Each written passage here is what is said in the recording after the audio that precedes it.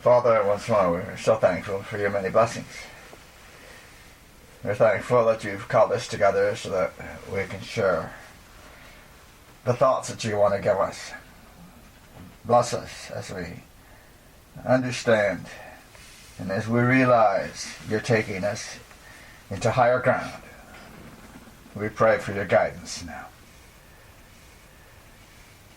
A short time ago, I ran into a little book looking through the CD here that I've never looked at because it was a compilation, and I figured, well, it's a compilation.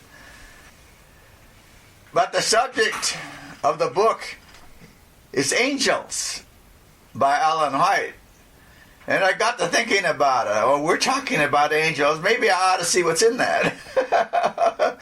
So I called it up and started browsing through it. And it really has some good quotes in there. Of course, all the quotes of Ellen White are good, but it's the way they put them together that you have to watch. But this is done very well. The name of the book is The Truth About Angels. Okay? So I'm going to begin reading some of those because they fit right into what we're doing right now. And if you want to take time to look through that little book, there are a lot of really good quotes, and we're not going to get to all of those, but you might look through it and get some ideas. Okay, I'm going to start in that little book on page 34. Well, now, wait a minute. I think we have covered some of this ground already. I think maybe we better go to 36. No, we haven't covered some of the ground on 34. Maybe I better go ahead. I don't want to confuse your notes, who's ever taking notes. Okay, let's go ahead and start with The Truth About Angels, page 34, because we may overlap a little bit. That's okay. There's no problem with that. On page 34, the first quote is Review and Herald, January 28, 1909. Satan began his work of rebellion with the angels under his command. That's pretty smart, isn't it? Start with the ones that follow your orders. So he's really using his mind here. Seeking to diffuse among them the spirit of discontent. And he worked in so deceptive a way that many of the angels were won to his allegiance before his purposes were fully known. So it sounded pretty good what he was saying. They believed what he was saying. Everything isn't just right here. It looks perfect. We've all been happy. But now that you make the point, maybe there's some things that could be changed, and it would be better. And so that's the thought he put into them. This is the devil talking to holy angels, and he said, we need some changes. I want you to watch this carefully, what he did in heaven.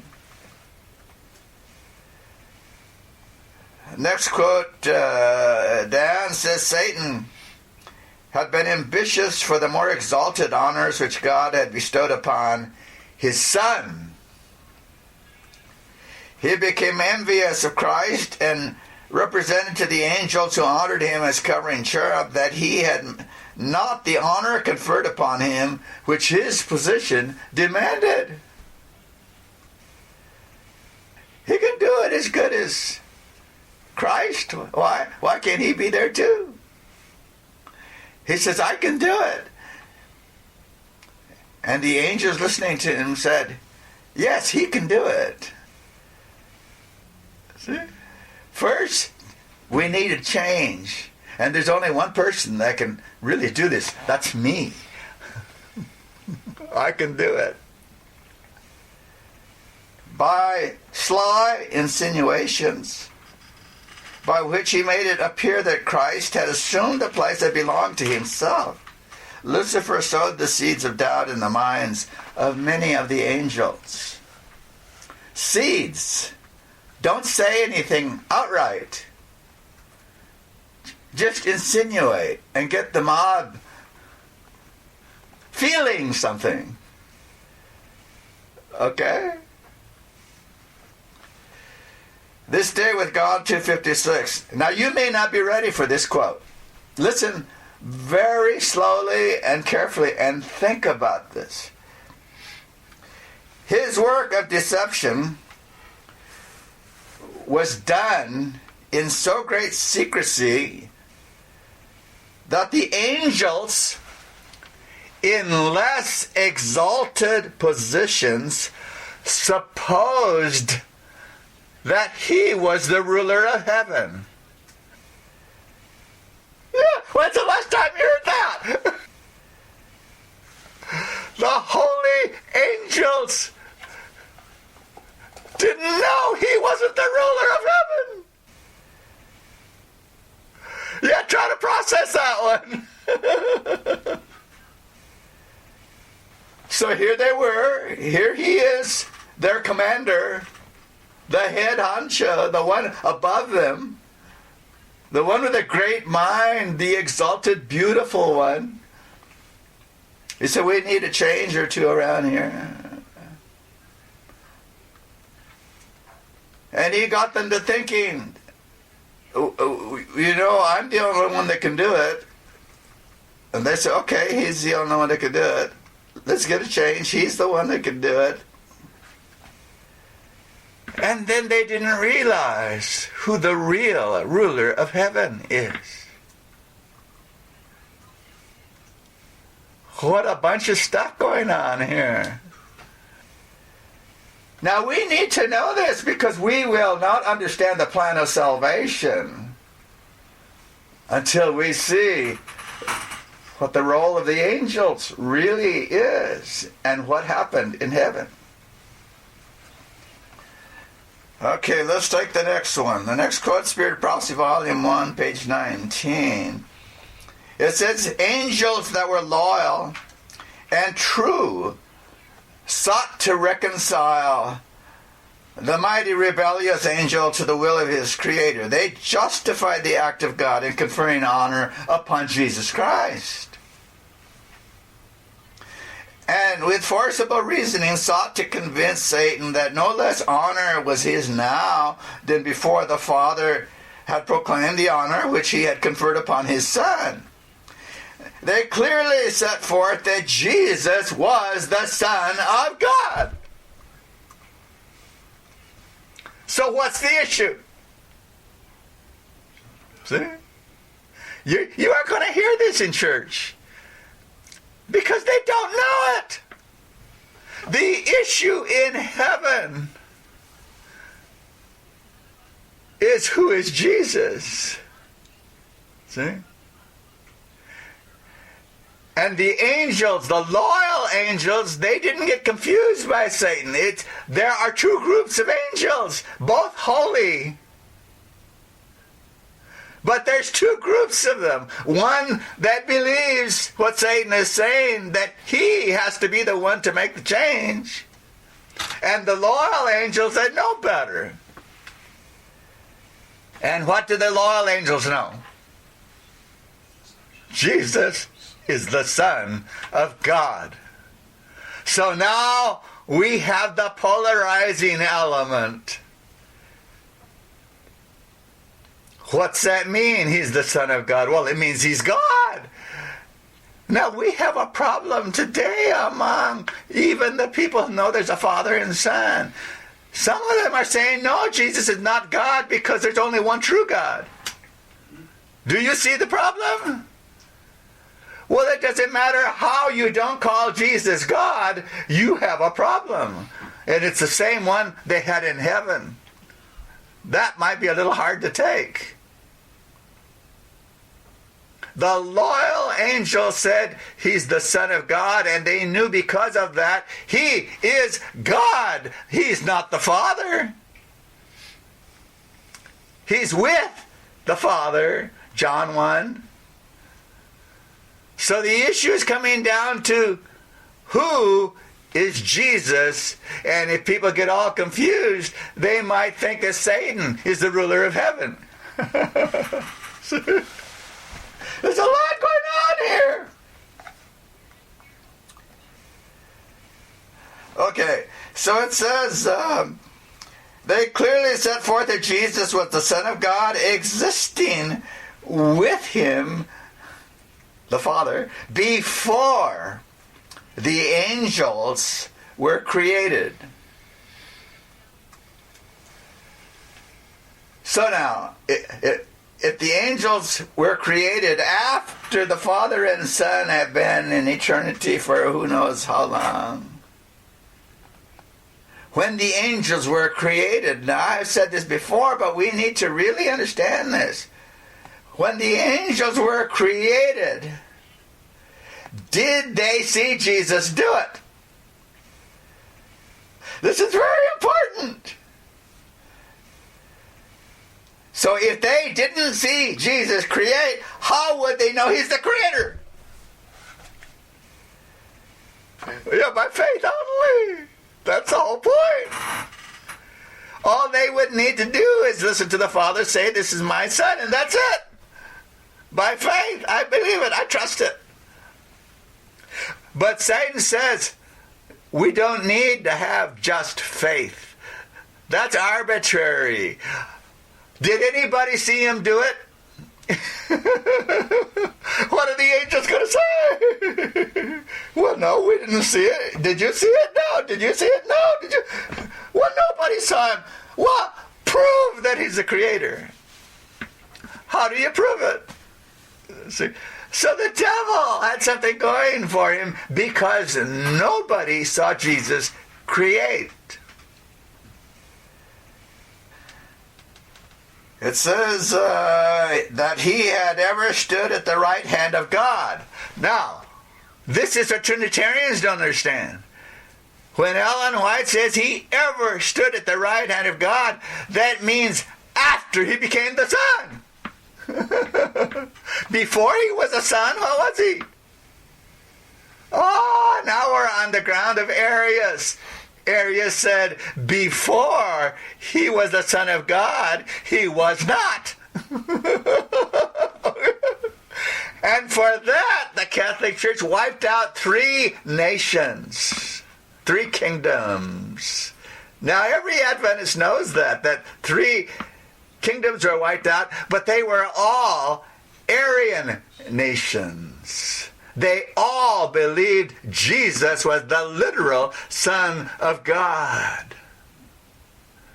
And the Pope boasts about it, and you're not going to hear this one either. He's got a triple crown. What is that triple crown? It's the crown of the 3 kings he wiped out that believed Jesus is the Son of God. Oh, you didn't hear that one before, did you? Because Adventists don't teach that. This is big. The Catholic Pope is bragging that he got rid of the Son of God people. You thought it was just the Trinity he was talking about, didn't you? No, the Trinity gets rid of the Son of God. You know, I'm not going to get very far in this. When I make preparation for a meeting, I don't get into all these side things. I just kind of move with the one subject. But I didn't prepare today's meeting. I knew I was going to read from the Spirit of Prophecy in this little book. But there's so much in these. When you read, I hope you will put a lot of different thoughts. Whatever the Lord puts in your mind that goes right there, put it there and see where it goes. So, he had ever stood at the right hand of God, and his mild, loving authority had not heretofore been questioned, and that he had given no commands, but that it was a joy for the heavenly host to execute. They urged that Christ receiving special honor from the Father in the presence of the angels did not detract from the honor that he, Satan, had heretofore received. So they were asking, what's the big deal here? because the Father says Jesus is my son and he's to be honored as my son. What did that take away from you? And of course, Satan didn't have an answer for that, because that's a totally reasonable question. Nothing had really been changed because of that, but he was going to work something out here. SDA Bible Commentary 4. I'm just giving you what you will find on this page. We're still...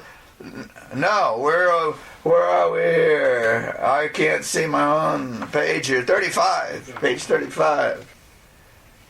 Okay, Lucifer, gained the sympathy.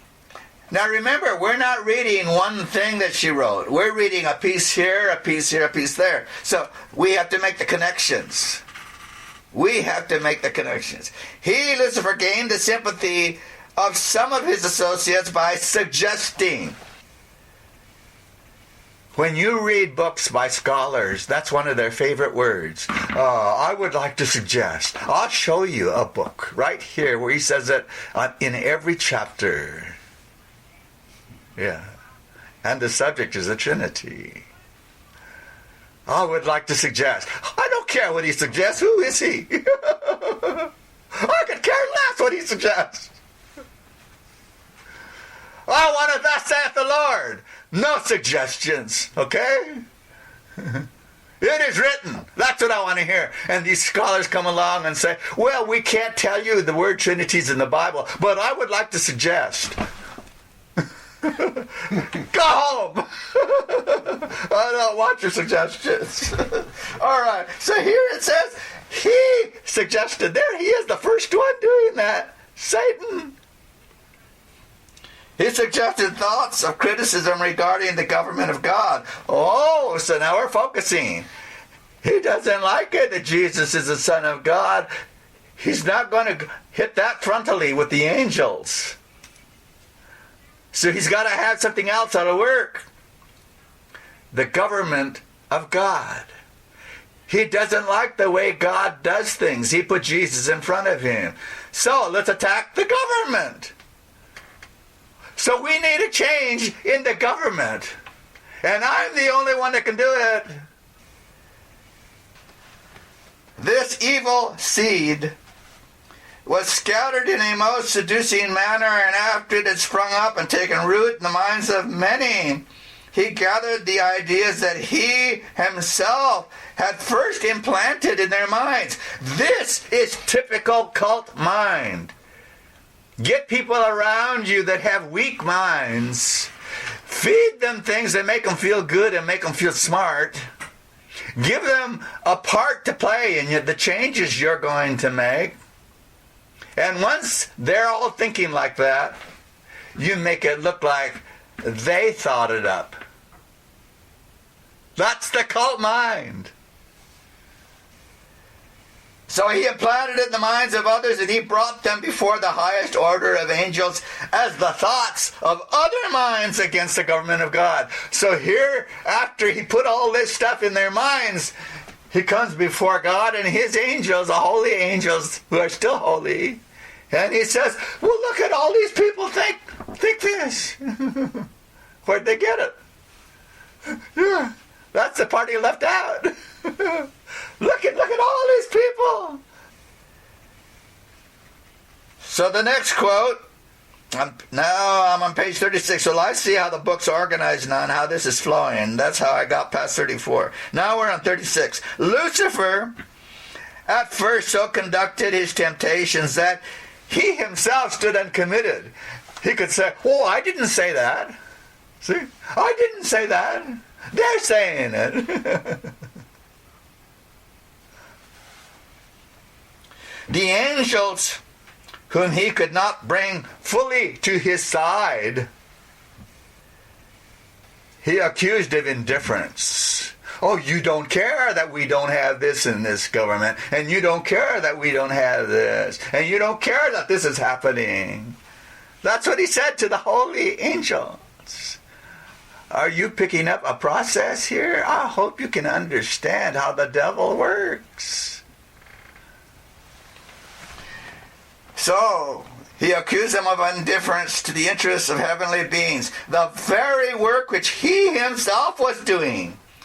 He charged upon the loyal angels.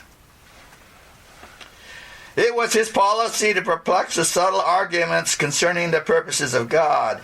Everything that was simple, he shrouded in mystery and by artful perversion. Cast doubt upon the plainest statements of Jehovah. And his high position, so closely connected with the divine government, gave greater force to his representations. Now remember, some of these angels thought he was the ruler of heaven. The very first effort of Satan to overthrow God's law. This is another quote. So now the government has been translated into God's law. There is no government without law. So let's get rid of a few laws. Oh.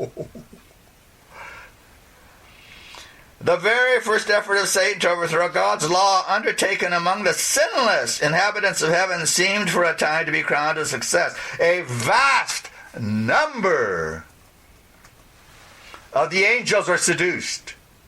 The book of Revelation tells us that what kind of a number? It says a third of heaven fell. But Ellen White doesn't say it that way. She says nearly half. Nearly half of the holy angels were tricked by Satan into thinking the government of God has to be changed, and he's the only one that can do it. Next quote, Spirit Prophecy Volume 4, page 319. By the way, I'm not lining up the quotes. I'm just reading them the way they are in this book, this compilation. I think somebody did some good work before they knew what they were doing. So the quote says here, no, I left one out. This is the Review and Herald, March 9th, 1886. God's government included not only the inhabitants of heaven, but all the created worlds. Now, did you think that one through before? Heaven is not all the worlds. Heaven is where God and the holy angels are. That's one place all by itself. The other worlds are all through space. See? So you have to have these thoughts in your head to understand some of the statements. There's heaven, the holy angels and God, and then there's the other worlds. Are you processing all this? Okay. It says, Satan thought if he could carry the intelligences of heaven with him, who's that? The angels, okay? Let's keep this clear. If he could get those angels with him in his rebellion, he would also carry with him the other worlds. So he now is thinking he'll go for the whole universe, the whole creation. Next quote, this is Spirit Prophecy Volume 4, page 319. Here for a time Satan had the advantage. He exalted in his arrogated superiority in this one respect to the angels of heaven and even to God himself. Yes. He told God, I can do this. I can do this. Lucifer had disguised himself in a cloak of falsehood. In a cloak of what?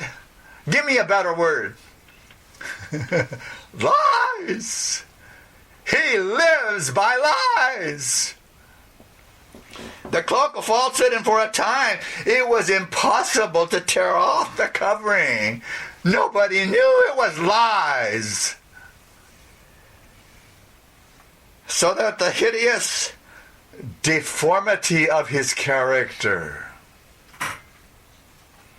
the hideous deformity of his character could be seen. It couldn't be seen. And some of those angels didn't care. They think we need to change. He must be left to reveal himself in his cruel, artful, and wicked works.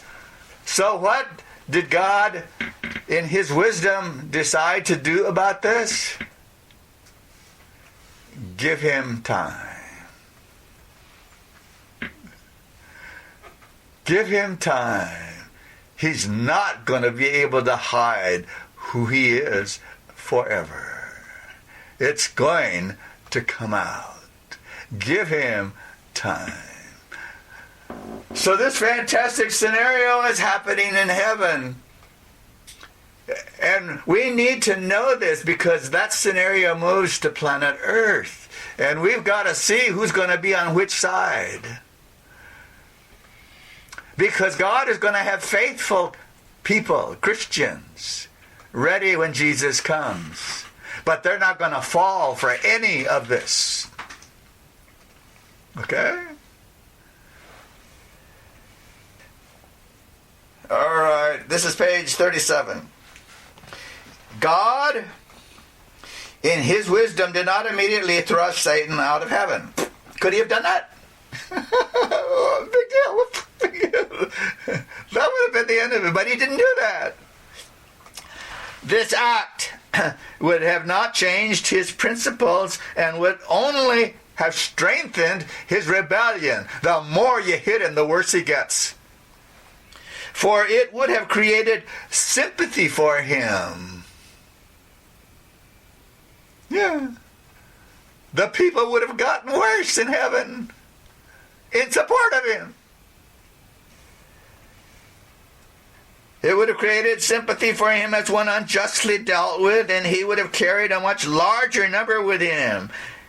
He must be displaced and have time more fully to develop his principles, the way he wants to do things.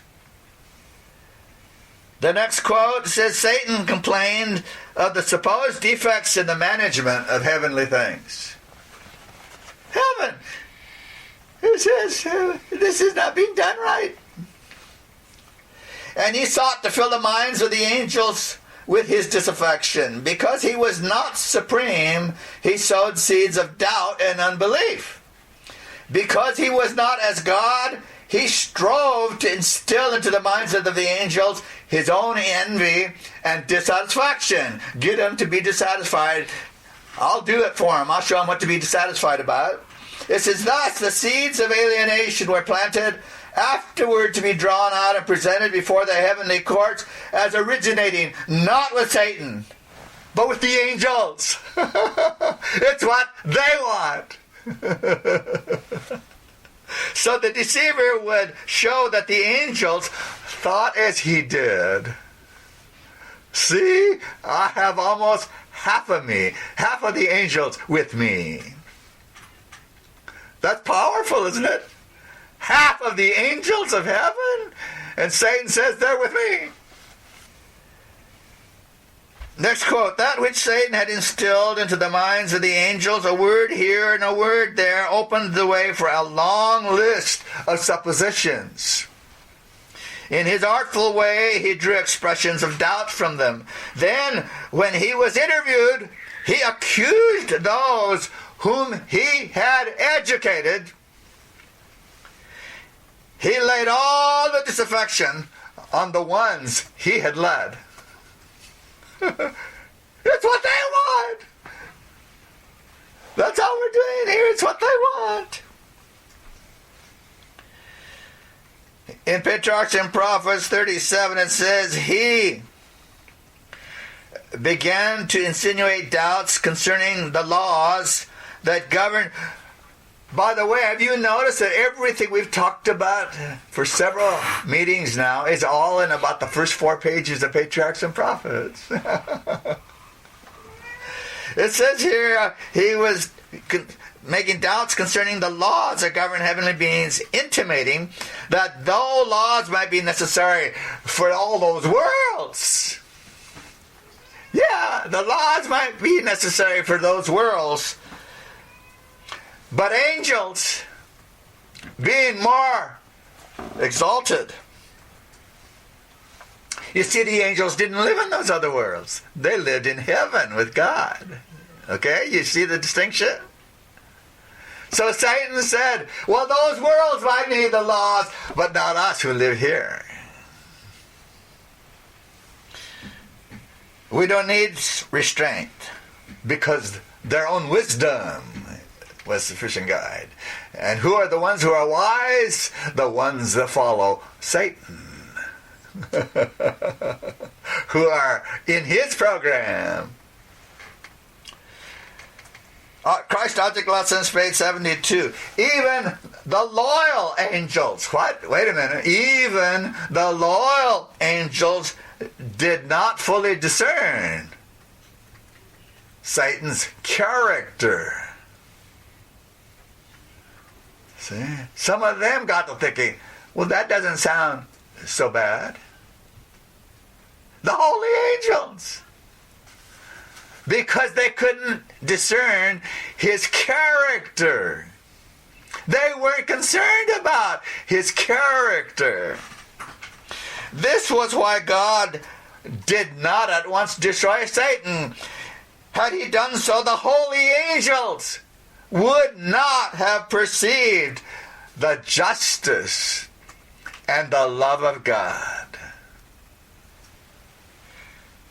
A doubt of God's goodness would have been as an evil seed. What? What would be the evil seed? Yeah, just one little doubt. And God knew we can't have that doubt planted. Not in the holy angels. It's already been planted in the fallen angels. And they can't escape it. We can't have this in the holy angels. That evil seed would yield the bitter fruit of sin and woe. That's in the holy angels. Yes. That little doubt that Satan knew how to put, if it got in the holy angels, they would go all the way into sin. Now, we're going through this because we're trying to establish the holy angels that went through all of this and know where it all went are the angels that are protecting us. They're the same angels. They went through it and they said, man, we've got to do something to save these people.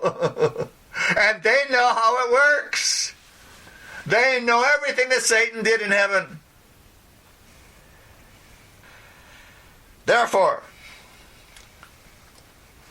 the author of evil and all the things we've been reading about what he did are evil. I can't say that outright to people because they get all upset. I'm reading the Spirit of Prophecy. Therefore, the author of evil was spared fully to develop his character. And she doesn't mean for him to develop a new type of character. She means here to develop his character out in the open so you can see it. Next, page 38, it says, while some of the angels joined Satan in his rebellion, others reasoned with him to dissuade him from his purposes, contending for the honor and wisdom of God and giving authority to his Son. See, that's the issue. The Son of God, Jesus. Satan urged for what reason was Christ endowed with unlimited power and such high command above himself. Satan refused to listen. He refused to listen. It's part of this every time. He refused to listen. Get out of my sight. or he left. Either way. He refused to listen. And then, get this one. He turned from the loyal and true, denouncing them as slaves. You don't come over with me.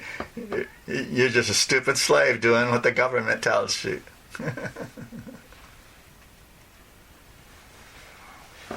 These angels, true to God, stood in amazement. Yes, amazement. They could not believe that holy angels could listen to this. They couldn't believe it. In amazement, as they saw Satan was successful in his efforts to excite rebellion. He promised them a new and a better government than they had, and in which all would be freedom. You can do anything you want. What kind of freedom is that? Yes. Great numbers signified their purpose to accept Satan as their leader and chief commander. Ooh, what kind of words are those? Chief commander. As he saw his advances were met with success, he flattered himself that he should yet have all the angels on his side. I'll get them all. And that he would be equal with God himself. And his voice of authority would be heard in commanding the entire host of heaven. Again, the loyal angels warned Satan and assured him what must be the consequence if he persisted. That he who could create the angels could by his power overturn all their authority and terrible rebellion. To think that an angel should resist the law of God, which was as sacred as himself. They warned the rebellious to close their ears to Satan's deceptive reasonings. They warned them. They said, boy, just don't listen to this. And they advised Satan and all who had been affected by him to go to God and confess their wrong. For even admitting the question okay, of his authority. Next quote, Satan was artful in presenting his side of the question. As soon as he found that one position was seen in his true character, he changed it for another one. Changed the subject. This is one of Satan's favorite tricks. Change the subject. Get the attention away from what I don't want people to think about. He could work with only one class of weapons. God. God can only work with one class of weapons. Truth and righteousness. Satan could use what God could not. Crookedness and deceit. Just lie your way out of everything. Now we're talking about heaven. I hope you realize that. We're talking about heaven. And what the devil did in heaven, and he found out how it all works. Volume 4 of the Bible Commentary, 1143. The underworking of Satan was so subtle that it could not be made to appear before the heavenly host as the thing it really was. This condition of things had existed a long period of time before Satan was unmasked. A long... Satan had been doing this with the angels a long period of time. How long is that? Who knows? But if God's telling us it was a long period of time, that's got to be a long time. We already read before that the angels had been living in their existence with God ages. For ages. I don't know how long that is, but that sounds like a long time. So, in the midst of all those ages, Satan had been a long time doing this with the angels. A long time working it up with them. Next quote. God in His great mercy. This is in great controversy. Isn't that amazing? These statements are in the books we all have. The books we've all read. God, in His great mercy, bore long with Lucifer. That statement doesn't have the force of the other one, but long is a long time. He bore long with Satan. Lucifer. He was not immediately degraded from his exalted station. So God let him keep his position as the covering cherub while he was doing this. Isn't that amazing? We don't tend to think about those things, but here they are in plain statements. He was not degraded from his exalted station when he first indulged the spirit of discontent. Not even when he began to present his false claims before the loyal angels. Long was he retained in heaven. Again and again he was offered pardon on condition of repentance and submission. So, God knew about it, the angels knew about it, but he was still the covering cherub. He was still the commander of the angels that were getting in this rebellious condition. The angels are talking to him, the holy angels. Jesus is talking to him, telling him to repent. And this is going on, and he's not repenting. He's getting worse. But he's still the covering cherub. He is still number one in heaven among created beings.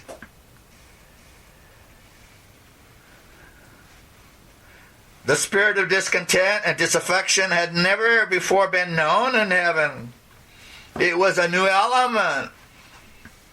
It was strange, mysterious, unaccountable. This has never happened before. Lucifer himself had not at first been acquainted with the real nature of his feelings for a time. He had feared to express the workings and imaginings of his mind, yet he did not dismiss them. He did not see whither it was drifting, but such efforts as infinite love and wisdom only could devise were made to convince him of his error.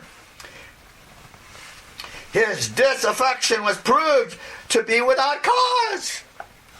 And he was made to see what would be the result of persisting in revolt. Something's going to happen. We're trying to tell you what's coming. Lucifer was convinced he was in the wrong. Yes, he finally got to the place where he realized, something's not going to go right here.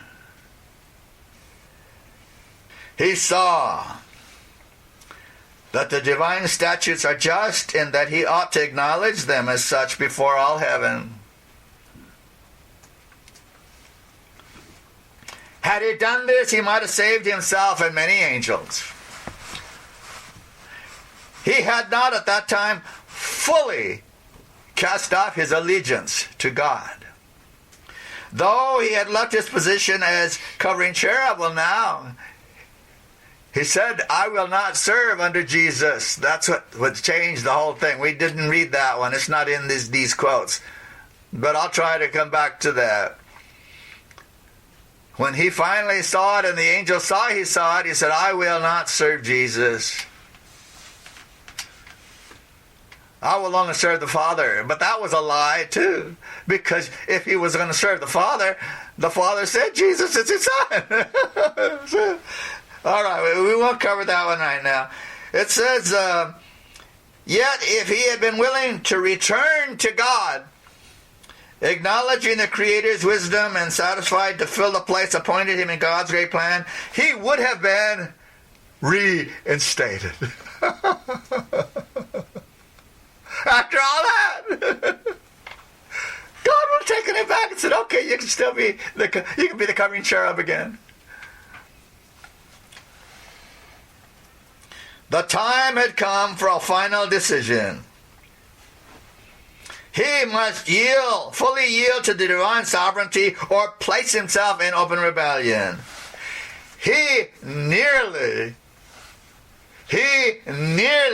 reached the decision to return. He was almost there. He was going to do it. He was going to confess. But, watch out for that word but. I just heard it in an email. Somebody said the truth, and then they said but. And I had to write back and tell him, hey, you said the truth in that sentence, and that sentence reads the truth. After your but, that but doesn't change a thing. You be careful. Don't you go around saying but to anybody. And don't listen to it. Ellen White says but. Now this one is true. But pride forbade him. He couldn't back down now. Look at all those angels who are behind him. He couldn't back down. In the councils of heaven, this is page 41. Now, that went by quick. It says, in the councils of heaven, it was decided that principles must be acted upon that would not at once destroy Satan's power. For it was God's purpose to place things upon an eternal basis of security. And there's only one way to have security forever. That's to believe in your heart God is love. And when you really believe that, you trust him. And trust is another word for love. See? Yes. You cannot trust somebody and not love them. So now the issues are straightening out here. We're not talking about the government of God only. The government means justice. But mercy is out of love. That has not to do with the government of God. It has to do with his character, who he is. And you cannot love God if you don't know who he is. Time. There it is. Time. Time must be given for Satan to develop the principles. He said, I'm going to make a change, and I'm the only one that can do it. Well, let's see what he comes up with. Let's look at it. Let's let him do it. The principles were the foundation of his government. The heavenly universe must see. They must see it. Worked out. The principles of Satan declared to be superior to God's principles. God's order must be contrasted with Satan's order. Let's look at God's government, and then let's look at Satan's government. The corrupting principles of Satan's rule must be revealed. The principle of righteousness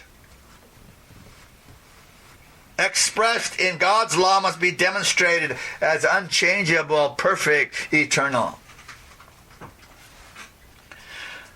The next quote, the loyal angels hasten speedily to the Son of God and acquaint him with what is taking place among the angels. They find the Father in conference with his beloved Son.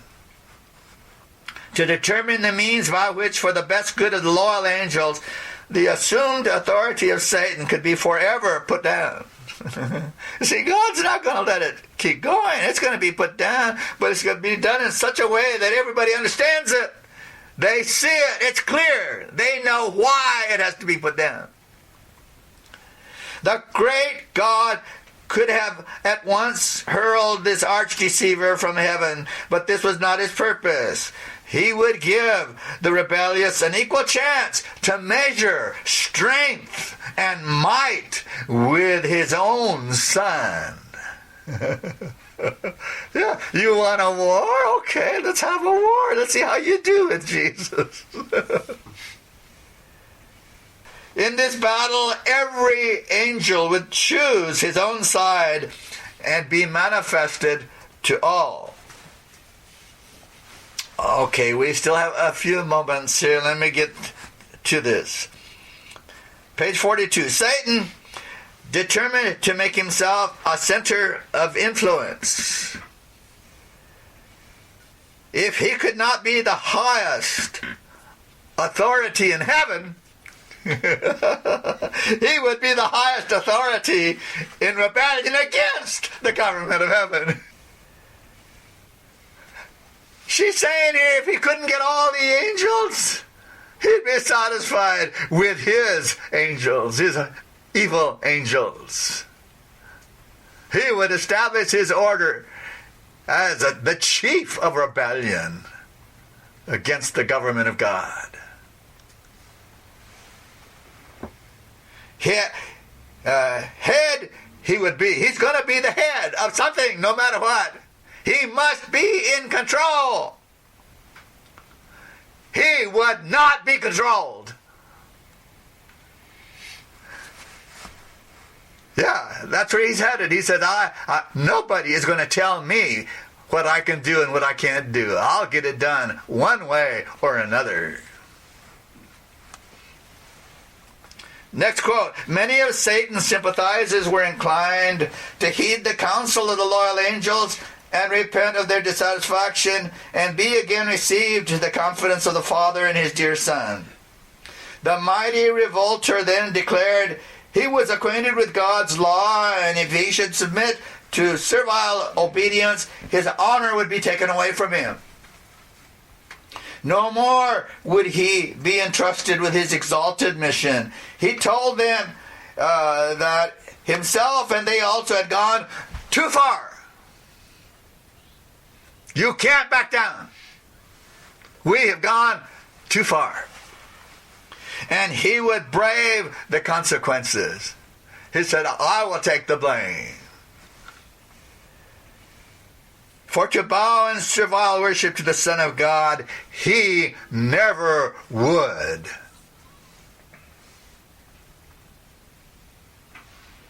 It's said in concrete.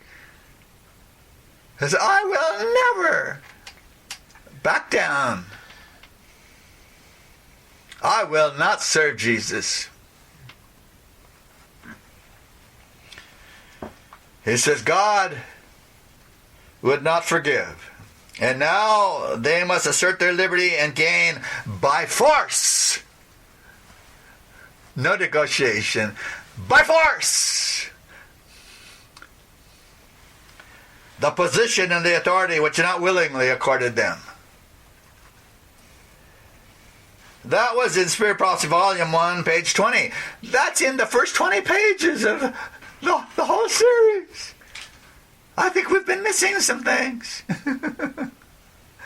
Next one is in Patriarchs and Prophets 41. We're still in the same chapter. It says, so far, as Satan himself was concerned, it was true. He had gone too far. That's an interesting twist on the story here, isn't it? He had gone too far. There's no place for him to go. It says, but not so with those who had been blinded by his deceptions. To them the counsel and entreaties of the royal angels opened a door of hope, and had they heeded the warning, they might have broken away from the snare of Satan. But pride, love for their leader, and the desire for unrestricted freedom No more laws for me. Were permitted to bear sway, and the pleadings of divine love and mercy were finally rejected. And so half of the angels of heaven fell with Satan. We're talking about angels. Angels that all loved Jesus. Until Satan started working his plan.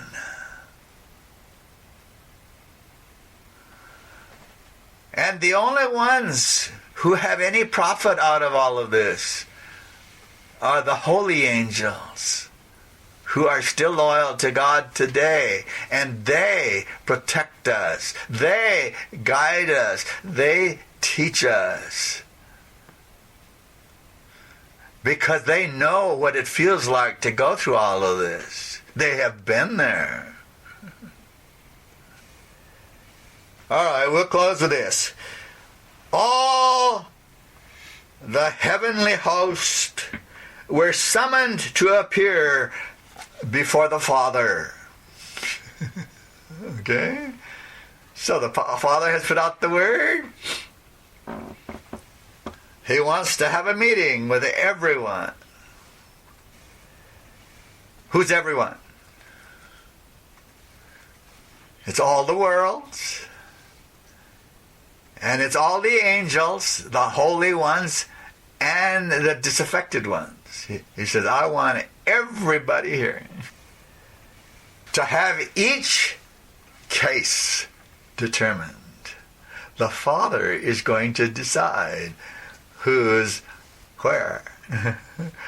Each case, every angel is going to have it decided. Do you get that? This is the time the Father is not going to let anybody say, I'm not involved in this. No, every case is going to be decided. Satan unblushingly made known his dissatisfaction with Christ. That Christ should be preferred before him. He stood up proudly and urged that he should be equal with God. God calls the meeting of everybody, and Satan stands up. She says without a blush, he could say this without blushing, I'm going to be equal with God.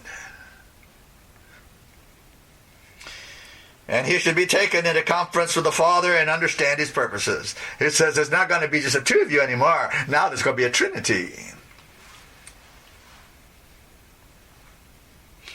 God informed Satan. Uh-oh. It's no more, let's see where it goes. God's going to tell him something now. The Father, it says, God informed Satan that to his Son alone he would reveal his secret purposes. And that means there's no third God. Did you get that? To his Son alone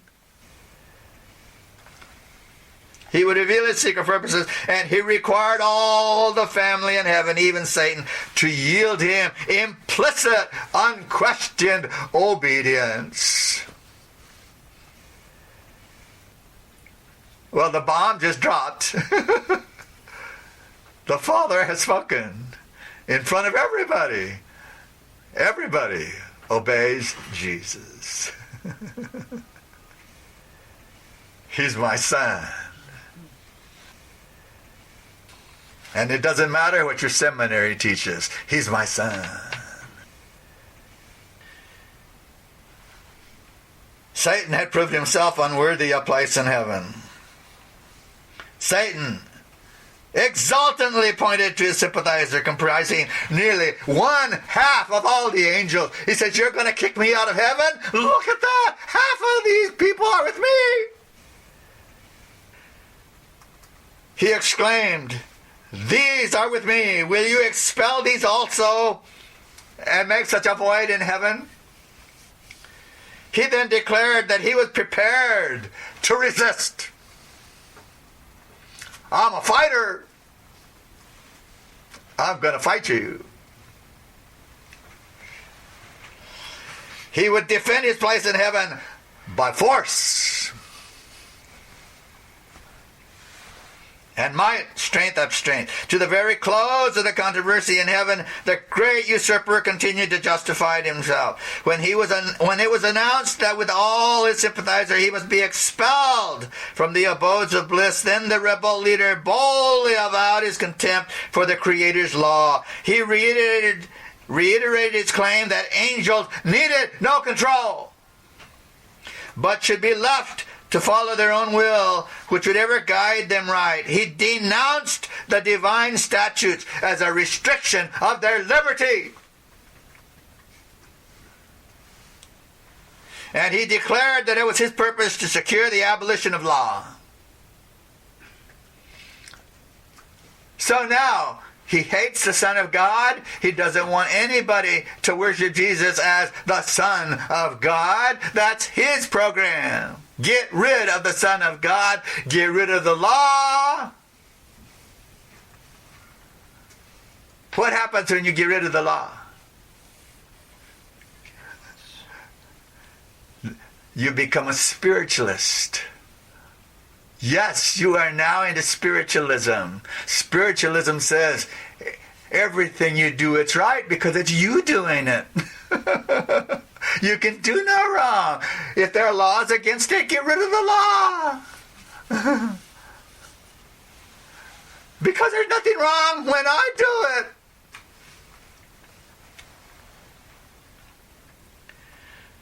He declared it was his purpose to secure the abolition of law, that freed from this restraint, the hosts of heaven might enter upon a more exalted, more glorious state of existence. With one accord, Satan and his hosts, threw the blame of their rebellion wholly upon Christ. We wouldn't be rebelling if you weren't such a bad boss. We wouldn't be rebelling if there was no law. You caused the whole problem. They declared that had they not been reproved, they would never have rebelled. All right, one more last quote here. The Review and Herald, February 24th, 1874. The knowledge which Satan, as well as the angels who fell with him, had of the character of God, of his goodness, his mercy, wisdom, and excellent glory, made their guilt unpardonable.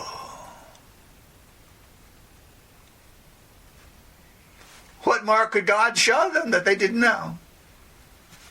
There was nothing. They saw him. They listened to him. They watched him. They knew all those ages. He was love. There's nothing he could show them that would change anything. And because of that reason, they could never change. That's it. Their character is sealed forever, and God cannot have that kind of a character in his forever kingdom. They just uncreated themselves. That's what death is. Death is the absence of life. Life is from creation. They uncreated themselves because God didn't make a place where fallen angels can live forever. There is no such place in God's eternity. And there's no such place that he ever created where a sinful human being can live forever. That place doesn't exist. So I hope we're learning some things here from seeing in the words of Jesus through Ellen White what happened in heaven. And we're not done with it yet. We're not done with it yet. We've got to understand this, because when the loyal angels saw Satan kicked out of heaven, and then man was created, and then he fell, and then Satan's involved with man, now the angels are saying, oh no, it's happening again. This can't happen to man. We've got to do everything we can to save people.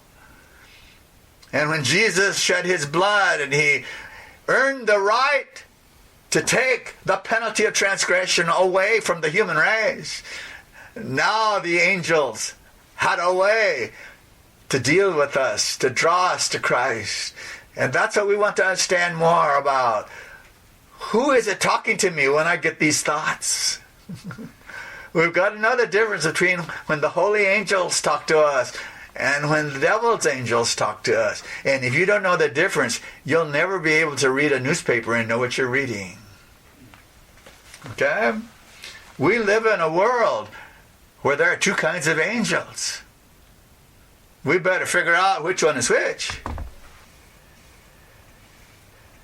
Father, we're so thankful for these words. There's no way we could have understood any of this without you telling your remnant people. The Sunday keepers know nothing about this. Most of our people don't seem to know anything about it. Help us. They're still your people. We have just seen how the Father and the Son bore along with Satan, even when he was doing it wrong. The Father is bearing along with his church right now. The Son is bearing along with his church. But there's coming a time when everything reaches a limit.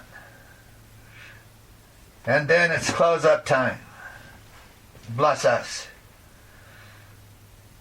so that we're on the right side. Help us to have discerning minds. Let us know the difference between right and wrong. And keep us from listening to wrong voices. Amen.